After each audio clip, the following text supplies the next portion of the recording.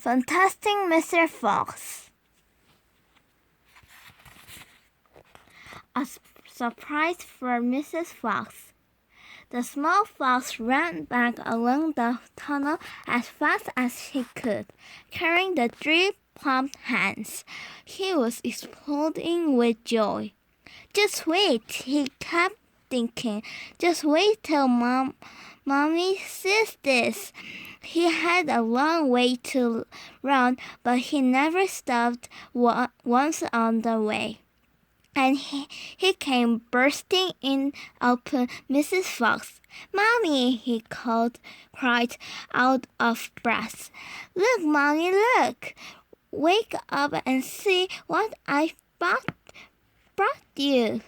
Mrs. Fox, who was weaker than ever now from lack of good, opened one eye and looked at the hen. "I'm dreaming," she murmured and closed the eye again. "You're not dreaming, Mommy. They're real chickens. We're safe. We're not going to starve." Mrs. Fox opened both eyes and sat up quickly. "But my dear child," she cried, "where on earth is chicken house number 1? Spluttered the small fox. "We tunneled right up under the floor, and you've never seen so many big fat hens in all your life. And Dad said to prepare a feast. They'll be back soon." The sight of food seemed to give new strength to Mrs. Fox. "A feast it shall be," she said, standing up. "Oh, what a fantastic fox your father is! Hurry up, child, and start plunking those chickens." Far away down in the tunnel, the fantastic Mr. Fox was saying, "Now for the next bit, my darlings.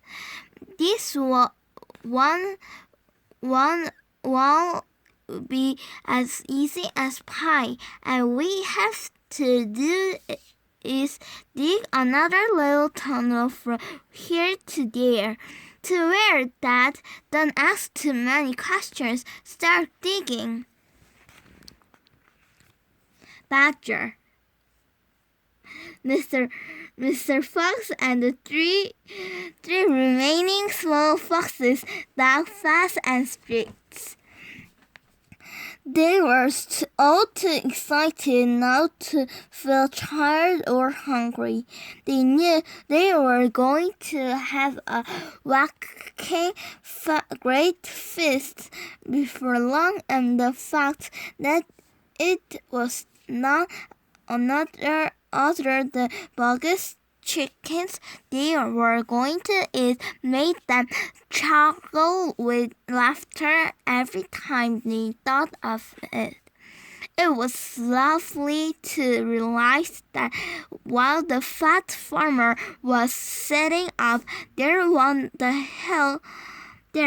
hill waiting for them to starve, he was also giving them their dinner without knowing it. "Keep digging," said Mr. Fox. "It's not much farther."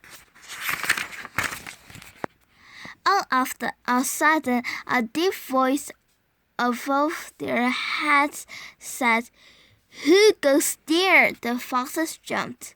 They looked up quickly, and they saw peeking through a small hole in the roof of the tunnel a long, black, pointed, furry face. "Badger!" cried Mr. Fox. "Foxy!" cried Badger. "My goodness me! I'm glad I've found someone at last. I've been digging around in a circle for 3 days and nights, and I haven't the foggiest idea where I am." Badger made the hole in the ceiling bigger and dropped down beside the foxes. A small badger, his son, dropped down after him. Haven't you heard what's happening up on the hill? Badger said excitedly. It's Charles. Half the wood was disappeared, and there are men with guns all over the countryside. None of us can get out even at night. We're all starving to death. Who is we? Asked Mr. Fox. Oh, us diggers. That's me and Mole and Rabbit and all our wives and children. Even Weasel, who can usually sneak out of the tightest spots, is right now hiding down my hole with Mrs. Weasel and 6 kids. What on earth are we going to do, Foxy? I think we're finished. Mr. Fox looked at his 3 children and he smiled. The children smiled back at him, sharing his secret. My dear old Badger, he said, this mess you're in is all my fault. I know it's your fault, said Badger fiercely, and the farmers are not going to give up till they've got you. Unfortunately, that means us as well. It means everyone on the hill. Badger sat down and put a paw around his small son. We're done for, he said softly. My poor wife up there is so weak she can't dig another yard. Nor can mine, said Mr. Fox, and yet at this very minute she is preparing for me and my children the most delicious feast of plump, juicy chickens. Stop, cried Badger. Don't tease me. I can't stand it. It's true, cried the small foxes. That's not teasing. We've got chickens galore. And because everything is entirely my fault, said Mr. Fox, I invite you to share the feast. I invited everyone to share it. You and Mole and Rabbit and Weasel and all your wives and children. There will be plenty to go round, I can assure you. You mean it? Cried Badger. You really mean it? Mr. Fox pushed his face close to Badger's and whispered darkly, Do you know where we've just been? Where? Right inside Bog's Chicken House number 1. No, yes, but that is nothing to where we are going now. You have come just at the right moment, my dear Badger.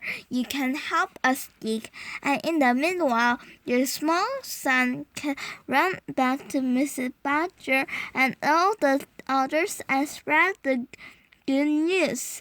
Mr. Fox turned to the small Badger and said, Tell them we are invited to a fox's feast.